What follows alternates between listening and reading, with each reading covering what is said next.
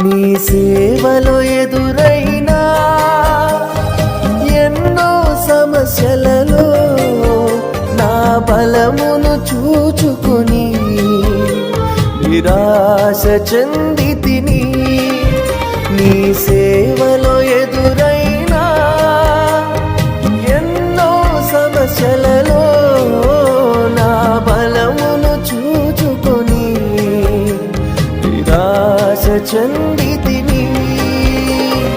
భారమైన ఈ సేవను ఇక చేయలేనని అనుకొనగా, భారమైన ఈ సేవను ఇక చేయలేనని అనుకొనగా, ప్రధాన యాజకుడా యేసు నీ అనుభవాలతో బలపరచితివి.